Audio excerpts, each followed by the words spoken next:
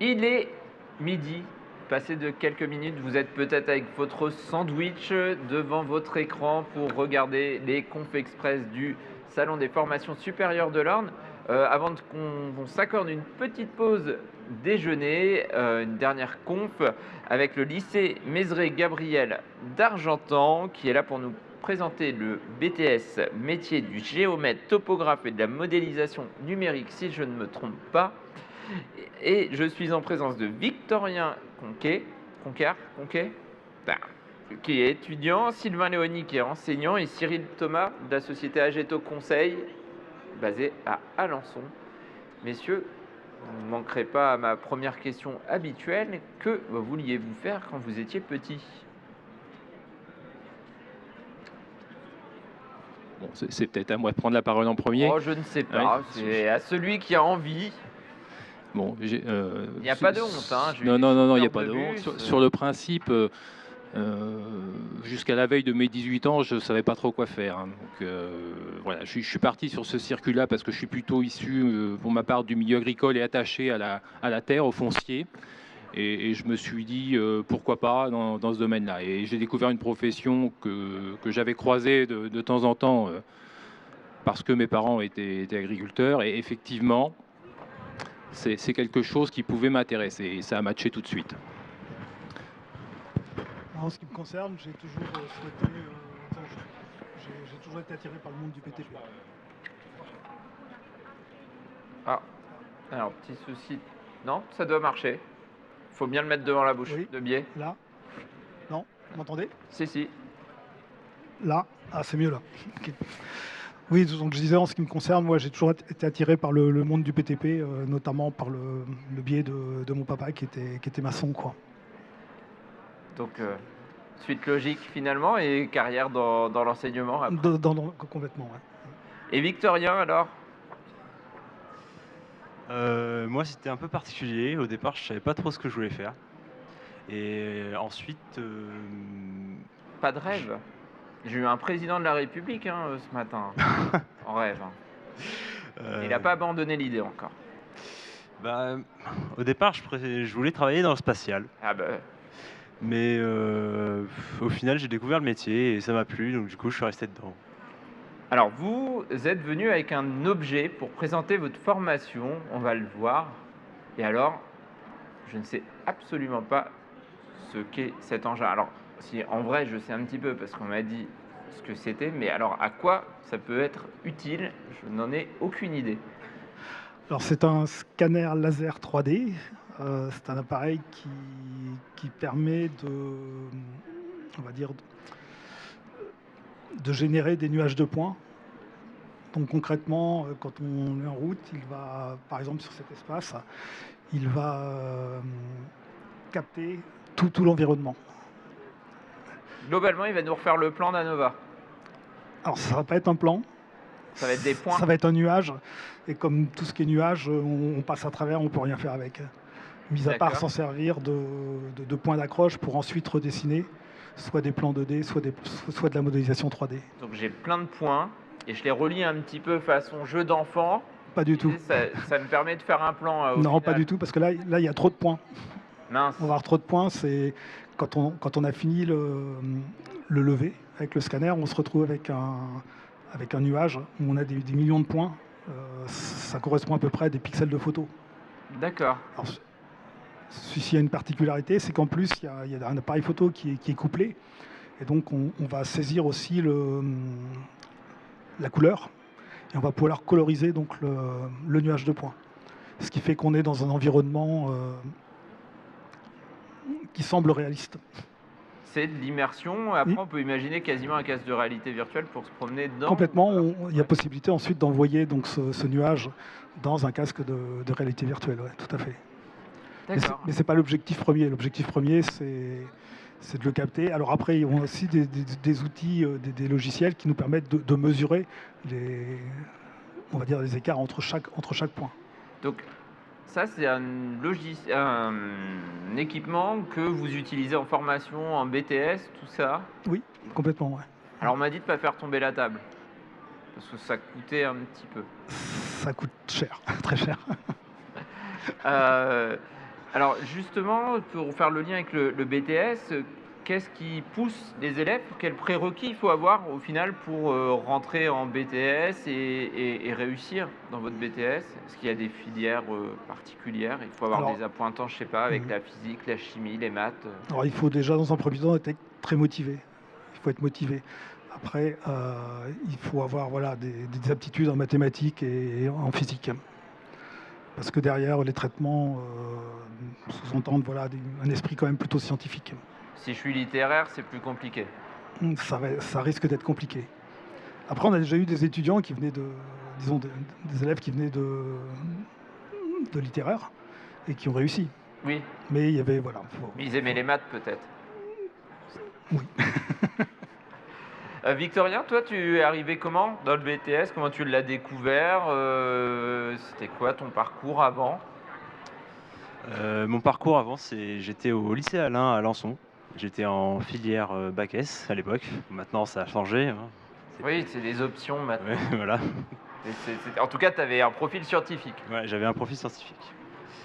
Bon, après, je sais que mes camarades qui sont avec moi en deuxième année, ils ont plusieurs profils. Il y en a qui viennent de STI 2D, d'autres de bac pro, BTS, de bac pro géomètre, topographe. Et généralement, les S s'en sortent mieux, mais bon, voilà. Et toi, comment tu l'as connu ce BTS-là? Comment t'en es arrivé à te dire tiens, je vais aller vers ce métier-là ou vers cette filière? À l'époque, quand j'étais en terminale, je suis allé sur Parcoursup. Puis après, j'ai un peu regardé les formations qu'il y avait dans ma région. Tu n'es pas venu au salon des formations supérieures à l'époque? Si, j'étais passé, mais j'avais pas trouvé un truc intéressant. Donc, voilà. Et aujourd'hui, tu y viens? Aujourd'hui, j'y viens parce qu'on m'a invité. Hein. Voilà. Puis j'ai trouvé le BTS comme ça par hasard et j'ai tenté et puis ça m'a plu. Alors, tu es en alternance? Tu as des périodes de stage ou c'est de la Je suis formation? en deuxième année qui se passe en apprentissage, sachant que la première année au BTS d'Argentan, elle est pas en apprentissage, elle est en cours toute l'année. D'accord. Alors je vais me tourner vers le professionnel. C'est des profils en BTS que vous prenez en apprentissage ou sur vos métiers? Alors effectivement, c'est des profils qu'on prend surtout depuis quelques années parce qu'on manque cruellement de salariés dans la profession. Donc la profession recrute actuellement beaucoup et sur un profil BTS. Sur un profil BTS en formation continue et sur aussi un profil en alternance. Et effectivement, la particularité du centre d'Argentan, c'est d'avoir une alternance que sur la deuxième année. Ce qui, à mon sens, est quand même préférable. Ça permet d'avoir un petit peu d'acquisition théorique sur la première année, plutôt que de voir arriver des jeunes qui, les premiers mois, ne vont rien savoir faire sans le minimum. Hein. Parce qu'effectivement, pour manipuler ces appareils-là, bon, c'est finalement pas compliqué, hein, c'est un peu presse-bouton, mais il faut connaître le principe derrière la technologie et c'est pas évident de but en blanc. Donc oui, la formation Argentan est plutôt adaptée. Il n'y a pas que celle d'Argentan, il y a d'autres centres de formation, mais le volet alternance est plutôt sympathique sur Argentan. Et puis il y a le volet proximité avec Alençon où vous êtes basé. Votre activité au quotidien, vous, c'est... Alors mon activité, elle est plurielle. Hein. Le cœur de métier du géomètre, alors là on parle du géomètre topographe, mais moi je suis géomètre expert, donc c'est pas tout à fait pareil. Le cœur de métier du géomètre expert, c'est le bornage. Donc c'est délimiter la propriété en France et c'est ce qui m'occupe principalement autour d'Alençon et dans l'Orne. Donc on ne manipule pas ce genre d'appareil pour faire du bornage, il n'y a pas besoin. Mais ça reste l'activité principale d'une petite préfecture rurale comme Alençon, on fait du bornage. Au-delà de ça, moi j'ai une activité régionale, parisienne, qui est très spécifique. Je fais des travaux topographiques dans un milieu souterrain, dans les égouts, dans des tunnels. Voilà. Donc c'est très spécifique. Il n'y a pas beaucoup de géomètres en France qui font ça. Donc chaque géomètre a en général une activité cœur de métier, bornage, et une activité un petit peu spécifique de mesure, de plan. Moi, c'est des travaux souterrains. Donc bornage, c'est délimiter les propriétés, tracer des cartes au final? Alors on parle plutôt de plan dans la profession. Je suis un néophyte. On utilise la cartographie, mais nous on dresse plutôt des plans de bornage pour trouver les limites entre deux propriétés foncières. parce qu'il y a des enjeux sur la limite liés à la construction, liés à l'entretien d'un mur, d'une clôture, et qu'il y a accessoirement souvent des gros différends entre propriétaires voisins. Alors pour chaque conférence, j'ai des questions clichés et je crois que c'est le moment de la poser. Allez-y. Pour moi, géomètre, c'était quelqu'un qui était au bord de la route avec une tige et qui se déplaçait, et une autre personne qui avait un peu un appareil similaire à ça qui flashait pour prendre les réseaux routiers. C'est le bon cliché. C'est Oui, quand même celui qu'on c'est voit la avec question. son petit trépied jaune, Exactement. qui ressemble un petit peu à ceux de vos caméras, là, mais un peu plus grand, C'est ça. sur lequel effectivement on retrouve posé un appareil qui n'est pas celui-là en général, et qui permet de mesurer une route, un bâtiment, un champ. Et c'est aussi un aspect quand même du métier aujourd'hui, mais c'est hyper réducteur, je suppose, d'où mon cliché. C'est un métier où il y a deux temps de travail. Il y a une partie acquisition à l'extérieur, alors à l'extérieur sur des routes en plaine, mais aussi à l'intérieur d'un bâtiment comme celui qui nous accueille. Et puis il y a une partie traitement au bureau. Le temps d'acquisition devient beaucoup plus court ou se restreint d'année en année, notamment avec ces technologies-là. Pour mesurer un bâtiment comme ça de façon traditionnelle, il nous faudrait quelques jours à deux personnes. Avec cet appareil-là, en 10 minutes, c'est fait. Voilà. Ouais. Après, il y a du temps de traitement au bureau. Donc on verra de moins en moins de personnes avec un trépied jaune à Voilà, l'avenir. probablement. Parce qu'il y a de l'acquisition par ces appareils-là, il y a des acquisitions par drone aujourd'hui, par photogrammétrie terrestre, aérienne, voire par satellite également, qui ont des résolutions de plus en plus satisfaisantes. Donc effectivement, on verra de moins en moins de monde dehors. Ouais. Alors ma question, elle est cliché, elle n'était pas si anodine que ça, parce que je pense qu'il y a des jeunes qui ont cette image-là. Au final, vous formez au vol de drone, à de nouvelles méthodes. Est-ce que toi, Victorien, tu avais quelle image aussi du métier Enfin, ce sera une deuxième question après, mais tu avais quelle image du topomètre, toi, il y a 2 ans, enfin, à peu près? Je vous laisse. Oui, c'était pour répondre par rapport au drone. Donc, pour l'instant, on n'est pas encore équipé. Il faut savoir aussi qu'être équipé avec un drone, ça sous-entend aussi derrière des permis drone pour des utilisations professionnelles. Donc voilà. Par contre, on est équipé avec les logiciels de traitement de photos, photogrammétrie. C'est-à-dire qu'on a des séries de clichés qui ont été réalisés par des drones et que l'on traite avec les élèves.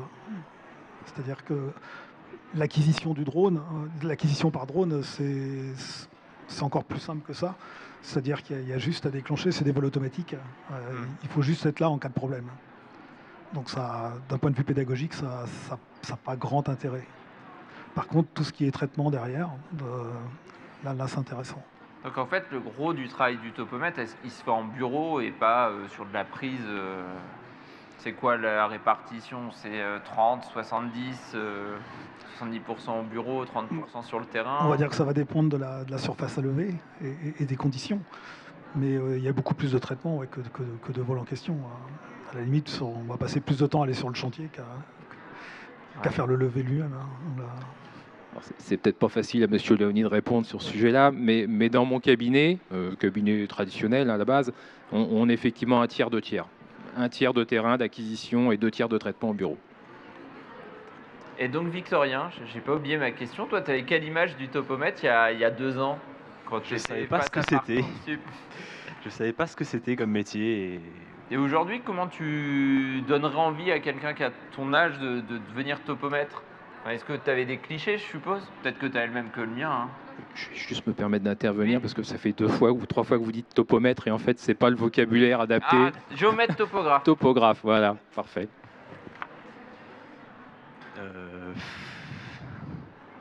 Comment dire comme je savais pas ce que c'était, maintenant que je sais ce que c'est géomètre topographe, faut savoir qu'il y a deux parties dans le métier quand même.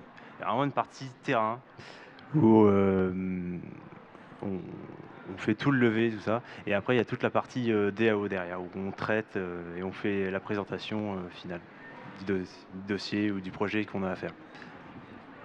Et tu as une partie préférée, toi? Les deux me plaisent, mais des fois, quand je suis trop au bureau, j'aime bien être sur le terrain parce qu'au bout d'un moment, le bureau, ça prend un peu la tête. Est-ce qu'on peut découvrir des endroits un peu extraordinaires, finalement, peut-être, où on n'aurait pas accès en exerçant votre profession? Alors oui, complètement, oui. L'activité principale, bornage, on est à l'extérieur, dans des propriétés, donc il n'y a rien d'extraordinaire. Par contre, effectivement, il y a des disciplines qui nous emmènent dans des endroits très, très particuliers. Bon, je vous disais tout à l'heure que moi, je faisais des travaux spécifiques en souterrain, notamment en région parisienne, donc je visite à longueur d'année des égouts, avec l'ambiance d'un égout. Mais c'est des endroits quand même très, très particuliers. Ça va du petit égout jusqu'au gros, gros collecteur. Donc vous avez des tunnels, donc vous n'imaginez pas la taille sous Paris. Donc c'est quand même des endroits où on va rarement. J'ai eu l'occasion d'aller dans des sous-marins, dans des centres d'enfouissement de déchets atomiques. On va dans des endroits faire de la mesure de précision, dans des centrales nucléaires également. Donc voilà, effectivement, on va dans des endroits un petit peu insolites avec les aléas ou des problèmes de sécurité qui sont liés à ces endroits-là. Effectivement, on a parfois un temps de travail très court pour un temps d'accès très très long. Plus les endroits sont insolites, plus c'est long à y accéder. Mais ça doit être c'est un côté sympa aussi du métier, je suppose, que de découvrir des lieux où le tout un chacun va pas forcément, quoi. Effectivement, voilà, un centre d'enfouissement de déchets atomiques, on descend à 600 mètres sous terre. Voilà, c'est pas tous les jours. Après la formation en BTS, qu'est-ce qu'on peut envisager? C'est une entrée tout de suite dans le métier ou possibilité de poursuite d'études Alors, en possibilité de poursuite d'études, donc il y a possibilité de continuer donc avec par des licences professionnelles, éventuellement poursuivre encore après avec un master, ou sinon il y a des possibilités de poursuite en école d'ingénieur directement après le BTS. Donc soit directement, donc c'est un accès par concours, soit en passant par une prépa ATS qui permet une remise à niveau en maths et en physique, de façon à être au même niveau que les autres élèves. D'accord. Et toi, Victorien, tu as une idée d'après le BTS? Moi, j'envisage de faire le SGT au Mans pour devenir géomètre expert, ou sinon faire une licence, ou rester dans ma boîte si je suis... Dans ta boîte, c'est pas Ageto? Si, c'est Ageto Conseil. En général, je fais attention sur mes questions après. Parce que là, il peut peut-être pas trop se prononcer, effectivement. Non, ah bah si, j'avais des questions, moi, pour le professionnel, justement. Au niveau recrutement, est-ce qu'on est sur une forte employabilité dans le secteur? Et puis, combien je peux espérer gagner en sortant de BTS? Alors, il y a différentes réponses. La première, c'est que la profession de géomètre expert, c'est en gros 10 000 salariés en France.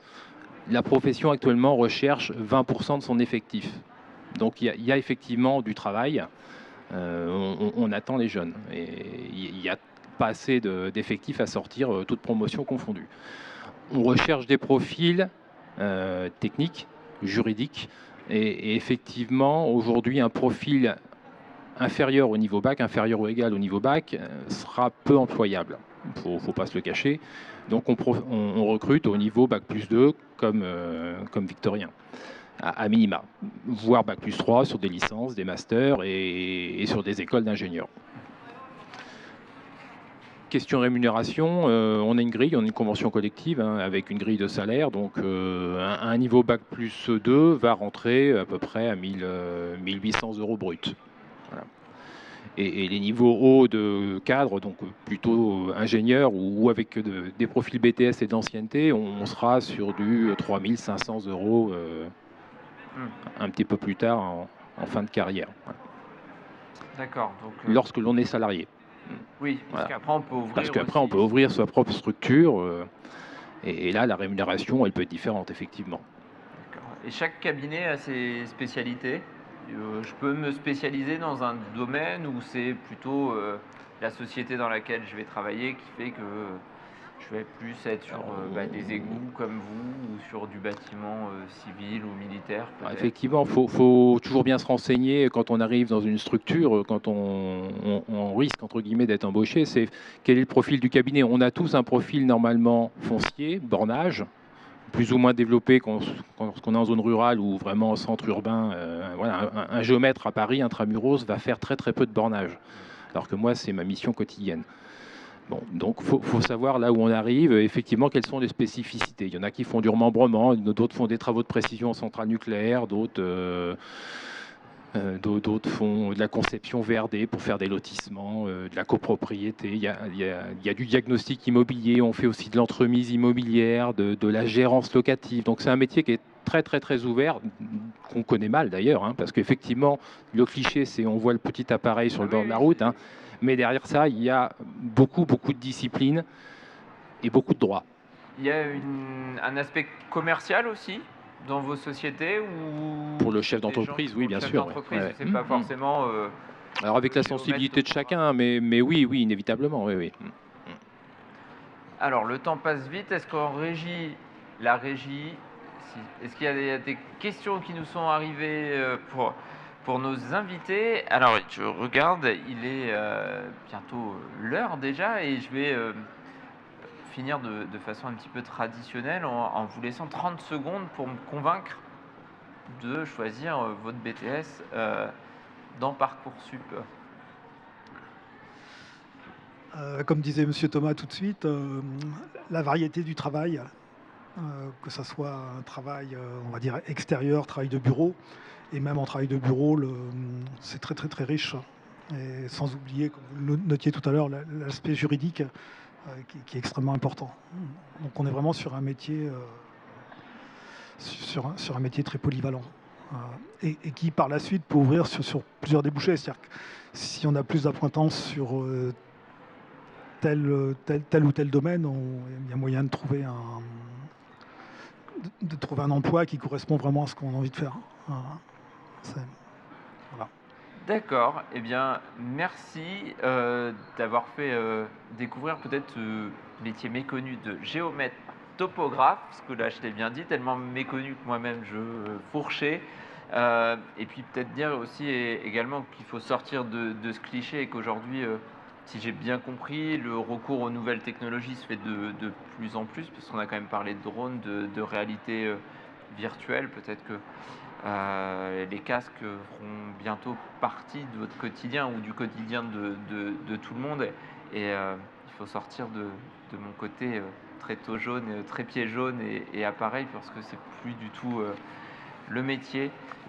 Merci à vous trois de nous avoir fait découvrir cette formation qui est quand même assez rare dans le département. Moi-même, j'étais en préparant, on faisait le tour un petit peu des formations et je ne pense pas qu'il y en ait forcément dans chaque département. Donc, quelque chose de très spécifique. Non, en effet, ouais. On est à Argentan, donc on est les seuls sur l'ex-Basse Normandie. Donc, le seul BTS. Donc voilà, merci à vous. On se quitte quelques instants pour faire une petite pause déjeuner et on se retrouve dès 13h30 en direct du Salon des formations supérieures de l'Orne. Bon appétit à vous si ce n'est pas fait et à tout à l'heure.